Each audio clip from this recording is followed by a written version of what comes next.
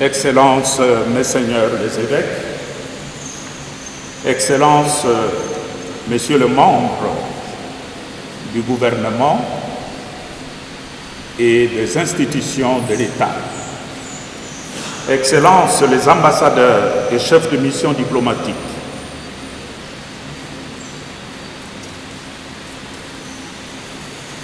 chers révérends représentants des confessions religieuses, mes chers diocésaines et diocésains, chers frères et sœurs dans le Seigneur, nous sommes réunis aujourd'hui dans cette église cathédrale, Notre-Dame du Congo, pour célébrer avec foi cette Eucharistie et pour prier en faveur de la paix dans notre pays, la République démocratique du Congo, aujourd'hui secouée par des conflits armés et toutes sortes de violences, surtout dans sa partie orientale. Avant toute chose, je vous salue tous et toutes avec affection et vous remercie d'être venus nombreux prier à cette intention, avec l'espoir d'un retour de la paix durable sur le sol congolais. Dans cette grande espérance, nous portons dans nos prières le peuple congolais, victime de ces conflits armés, particulièrement les populations meurtries et traumatisées dans l'est du pays, depuis l'Ituri, en descendant vers le sud, en passant par la région de Rwenzori, Beni, Butembo, et de façon particulière, tout ce qui se passe actuellement autour de Goma, dans les territoires de Irangongo, de Massissi et de Rutshuru. Cette situation qui a des implications sur la ville de Bukavu en descendant jusqu'à Uvira.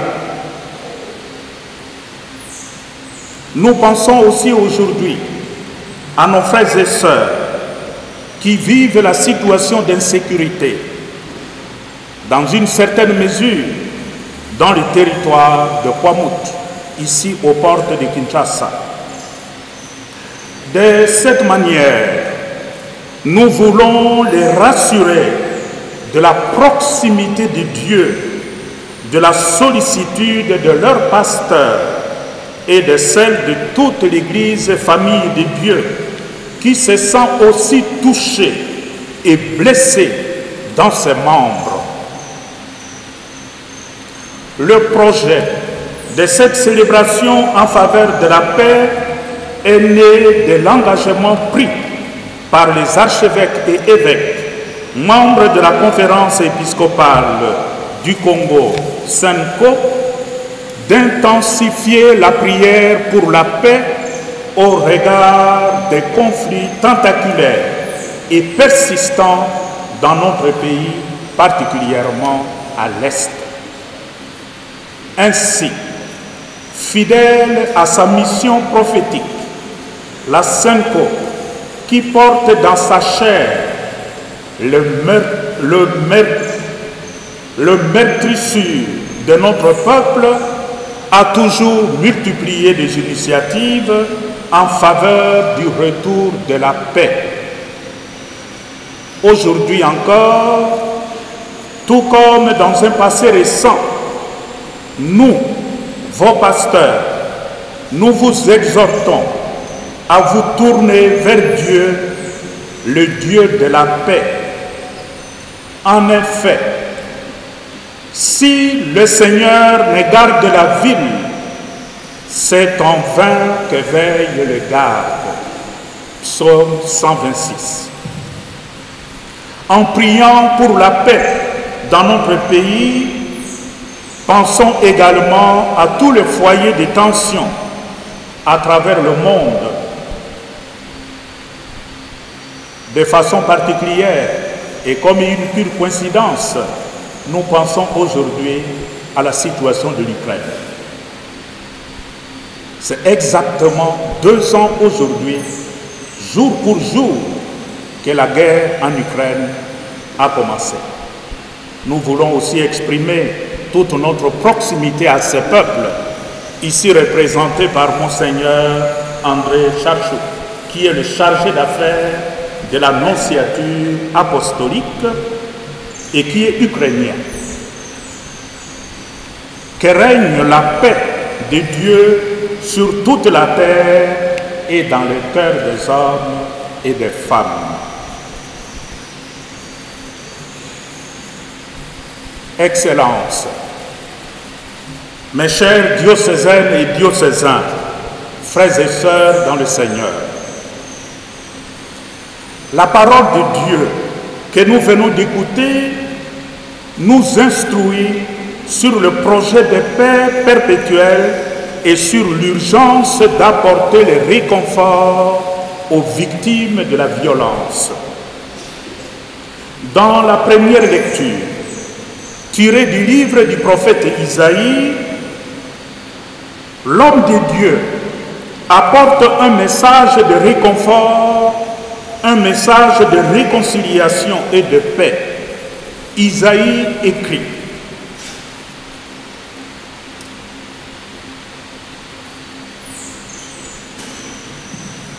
de leurs épées, ils forgeront des socs, et de leurs lances, de faucilles. Jamais nation contre nation ne lèvera l'épée, ils n'apprendront plus la guerre. Et Isaïe annonce que ce jour-là viendra. Isaïe 2, 4. En d'autres termes, il s'agit de transformer nos armes de guerre en des outils de développement humain intégral. Il s'agit d'arrêter le cycle de la violence afin de créer des conditions favorables au bonheur véritable de tous les peuples de la terre. Aucune nation ne doit faire la guerre à l'autre, et tout le moyen que Dieu met à notre disposition, nous devons utiliser pour le développement de nos peuples, au lieu de nous faire la guerre. Dans l'Évangile, Saint Luc rapporte la parabole du Samaritain qui vole au secours d'un juif assommé par des bandits et abandonné au bord de la route. Ceux qui étaient censés porter secours à l'infortuné se distinguent par une cruelle indifférence dictée par l'observance servile de la loi. Tout le monde l'abandonne. Tous ceux qui étaient censés l'assister le regardent, tournent le regard et continuent leur chemin. C'est plutôt un Samaritain, considéré comme un infidèle, qui voit cet homme abandonné au bord de la route et fut saisi de compassion. Il s'approche de lui et pense ses blessures. Luc 10, 31.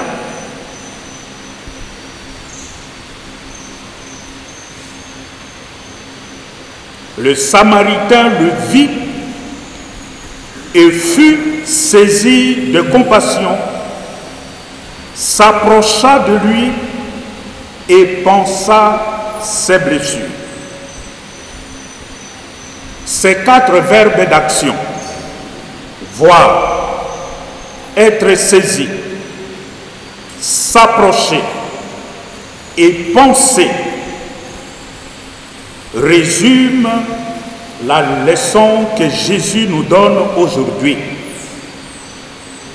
Comme au docteur de la loi jadis, Jésus s'adresse à chacun et à chacune de nous en nous disant « Va et toi aussi fais de même comme ces Samaritains ».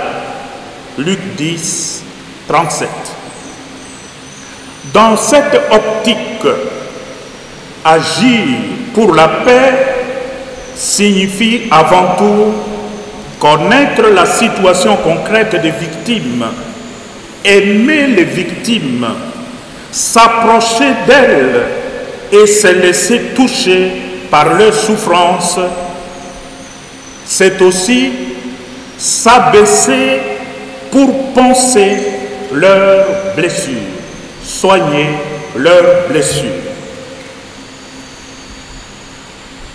Frères et sœurs dans le Seigneur, le peuple congolais ressemble aujourd'hui à cet homme dépouillé, roué de coups et laissé à moitié mort par des bandits au bord du chemin. La première assemblée du synode pour l'Afrique avait déjà appliqué cette parabole à la situation de l'Afrique en général, stigmatisant ainsi l'indifférence de la communauté internationale. Plusieurs années après la publication de ces documents, Ecclesia in Africa, la réalité semble rester la même. Nos populations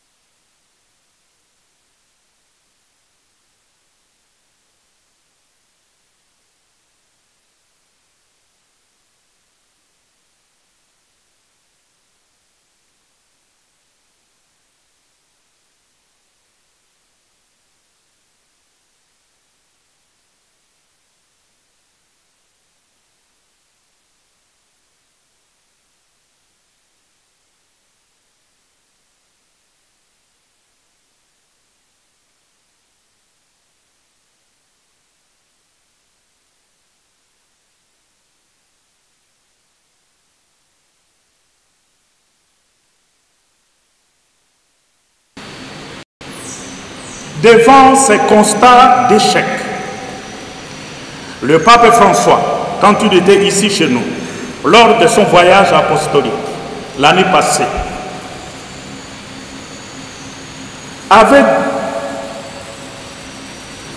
interpellé la conscience de la communauté internationale avec des paroles sans équivoque.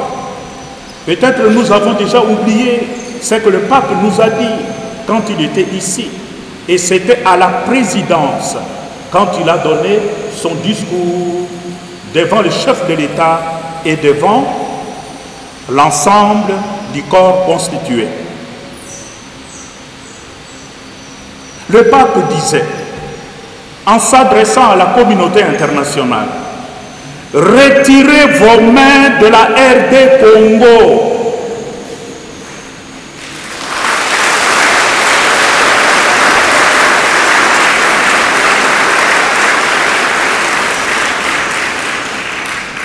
La RDC n'est pas une mine à exploiter, c'est un pays, ni une terre à dévaliser. » Pape François au Congo. Une année plus tard, exactement une année maintenant,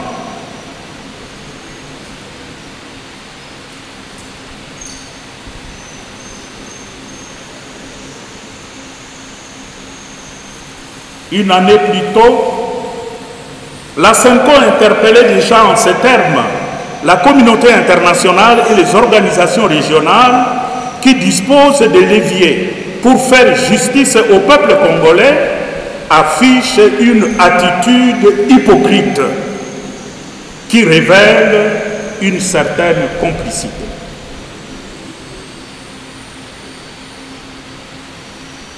En d'autres termes, le problème du Congo, c'est bien sûr le Rwanda, mais il n'y a pas que le Rwanda. Derrière le Rwanda, il y a de puissances. Aujourd'hui, on peut le connaître. C'est ce qu'on appelle la communauté internationale.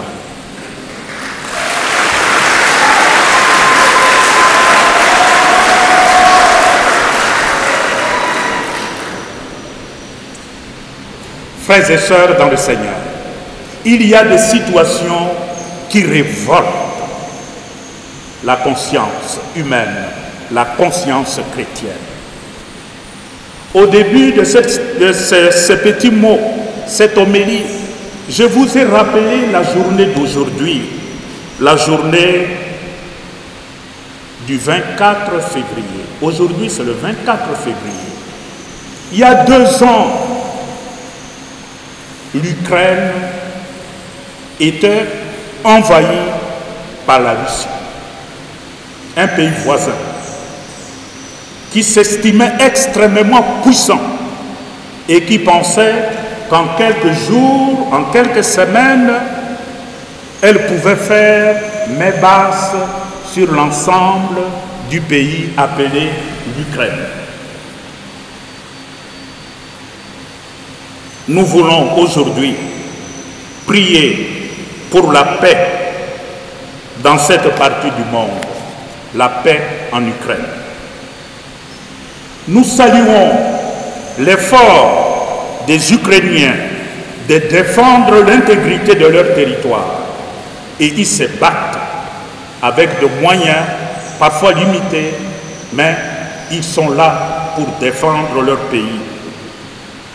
L'Ukraine, un pays souverain qui est attaqué par un autre pays souverain, nous voyons que l'Ukraine bénéficie du soutien de l'Union européenne et de l'OTAN. Cela signifie les pays occidentaux, les États-Unis et le Canada. Tous se sont coalisés pour soutenir la cause de l'Ukraine. De par leurs sanctions, ils prennent des sanctions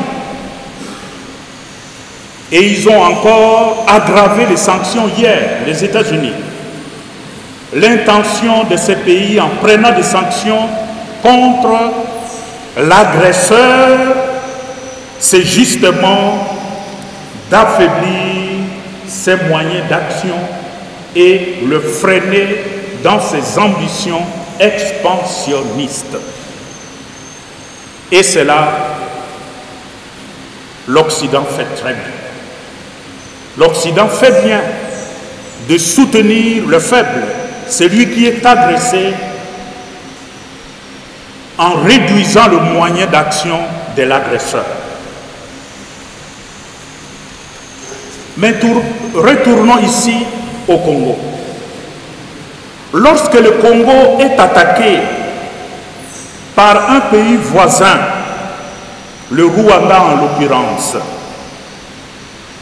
nous sommes plutôt étonnés, surpris, sidérés par la réaction de cette même communauté internationale. En effet, comment comprendre qu'au même moment où cette communauté internationale dénonce finalement l'implication directe du Rwanda et son armée en soutien aux groupes armés M23, l'Union européenne signe un accord de coopération minière durable avec le Rwanda sur des ressources pillées en République démocratique du Congo.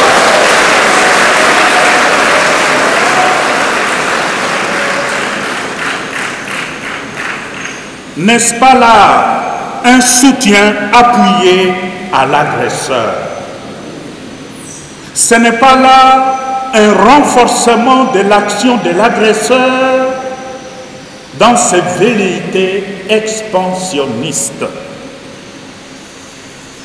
N'est-ce pas là juger deux choses analogues avec partialité selon des règles différentes, selon qu'on est l'Ukraine, selon qu'on est le Congo? Deux poids, deux mesures.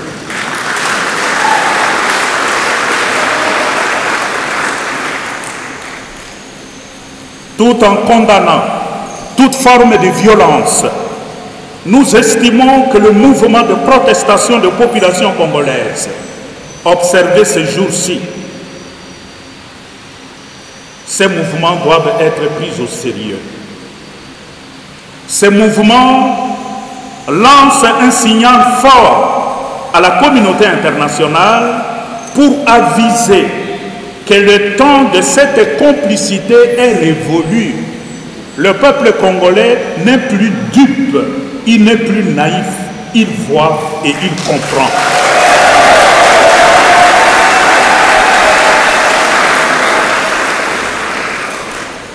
Dénoncer l'agresseur sans arrêter le cycle de l'agression et financer le moyen de l'agresseur par de tels accords est une stratégie de diversion. Chers frères et sœurs dans le Seigneur, nous savons aussi que l'alliance entre l'agresseur ou les agresseurs externes et multinationales bénéficie malheureusement des complicités internes pour avancer dans des massacres et les pillages.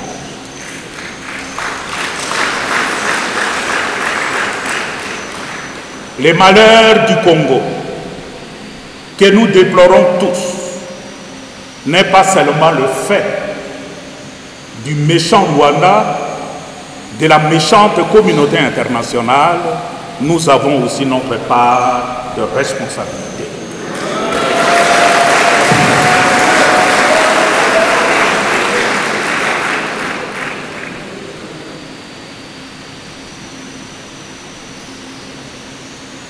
Que nous est-il encore permis d'espérer aujourd'hui et pour l'avenir? Malgré ces blessures, le peuple congolais a encore des ressources pour se relever et rétablir la nation. il y a cette volonté du peuple congolais. Et quand vous vous promenez à travers le pays, il y a cette conscience d'appartenance à un peuple, cette conscience d'appartenance à un pays. Et vous ne trouverez pas un seul Congolais, quelle que soit sa souffrance, qui souhaite la balkanisation de son pays. Ça, c'est une réalité que nous partageons en commun. Cependant, n'oublions pas notre part de responsabilité, car la corruption, l'égoïsme, les accords fantaisistes, la cupidité, l'affairisme, la mauvaise gouvernance, la trahison continuent d'apporter de l'eau au moulin de nos agresseurs. Pendant que nous dénonçons ce que les autres sont en train de nous faire, la réalité est que notre armée, jusqu'aujourd'hui encore, est remplie de traîtres.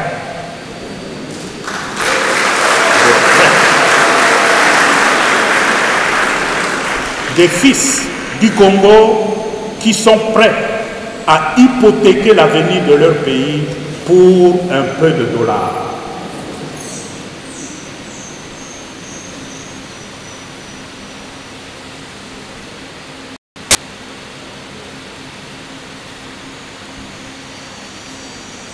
C'est avant tout entre nous, Congolais, que la paix doit être construite. Et nous avons à apprendre à construire la paix entre nous dans la vérité, dans la réconciliation et le pardon à travers un échange, un dialogue sincère, ainsi que la réforme conséquente de nos institutions. Maintenant, après les élections qui se sont passées, nous attendons les nouvelles institutions. Ce sera l'occasion pour le chef de l'État de saisir cette occasion pour donner à notre pays des institutions qui se mettent résolument au service de la nation plutôt qu'au service des individus.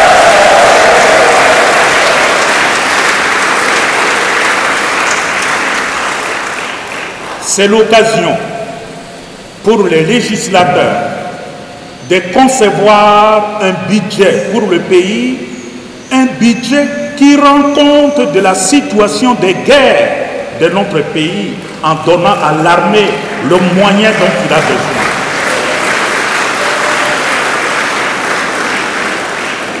Comment espérer un avenir meilleur pour notre pays alors que les militaires, nos fils, nos filles, qui sont envoyés au front, ne mangent pas à leur faim.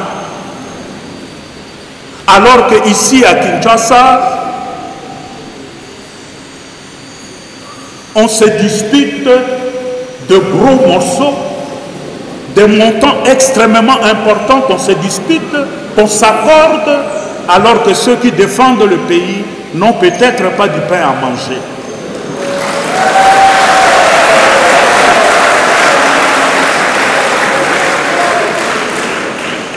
Voilà pourquoi, chers frères et sœurs, en ces temps où l'intégrité territoriale et la souveraineté nationale sont mises à rude épreuve, j'appelle la nation à l'unité, afin de barrer la route à l'ennemi. Dans une famille, quand ça va mal, nous devons avoir ces réflexes de nous souder, de nous tenir main dans la main face à ces dangers qui risquent, qui menacent notre existence commune.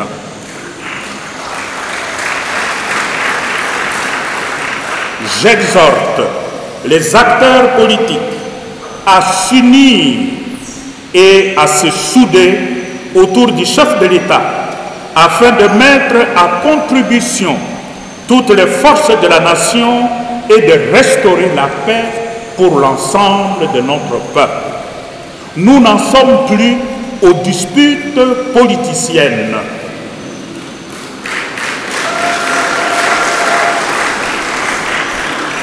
Je demande au chef de l'État, qui a placé son second mandat, entre autres, sous le signe de la paix, de s'impliquer sans relâche. Il le fait déjà, mais il doit doubler d'efforts et se lancer, ni compromission, à pousser les institutions du pays, les fils et les filles du Congo, à travailler pour la justice et la paix et pour la réhabilitation de notre nation dans sa dignité. Pendant cette période, nous avons besoin d'une justice qui fonctionne. Il n'est pas normal que pendant cette période où on essaie de se souder, il y en a qui sont là en train de ravir les parcelles de paisibles citoyens congolais. Vous semez l'insécurité dans le cœur. La paix est plus que l'absence ou la fin des guerres. Elle est la tranquillité de l'ordre et l'ordre de la justice. Elle suppose l'amélioration des conditions de vie en termes de sécurité sanitaire, alimentaire, professionnelle, scolaire, environnementale. La guerre, ce n'est pas seulement la guerre que le Rwanda nous a imposée, mais il y a d'autres fronts de guerre auxquels le peuple congolais est aujourd'hui confronté. La guerre de la misère. Un peuple qui ne mange pas correctement, il est en guerre. Un peuple qui n'arrive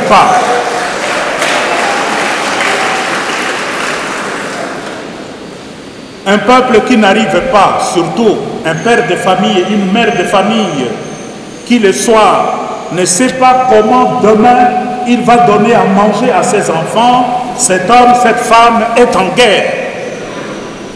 Est en guerre le paisible citoyen à qui on ne rend pas justice alors qu'il a raison. Celui-là est en guerre. Et pendant cette période, nous avons intérêt à travailler, à ne pas multiplier d'autres fronts entre nous, alors que notre existence commune est en danger. Nous sommes loin de tout ce que nous pouvons espérer. Mais nous pouvons dire aujourd'hui que la volonté de nous tenir main dans la main est là, mais nous devons travailler pour ça. La cohésion nationale, ce n'est pas une donnée naturelle. La cohésion nationale, c'est un travail continu. Nous devons nous impliquer. Chacun à son niveau doit apporter sa part, sa pierre de construction pour consolider ce front qu'est la cohésion nationale. Pour que cette paix règne dans le pays, dans notre pays, elle doit d'abord grandir dans nos cœurs. De la sorte, elle implique la conversion des cœurs et le rejet des antivaleurs. En ces temps de carême, temps de prière, temps de partage et de privation, temps de conversion des cœurs, j'ai prie le Christ, Prince de la paix, de nous éclairer de la lumière de sa justice et de sa vérité. Que sa paix soit sur la terre de nos ancêtres. Que sa paix règne dans notre pays, la République démocratique du Congo. Que sa paix s'instaure dans le cœur de chacun et chacune de nous. Amen.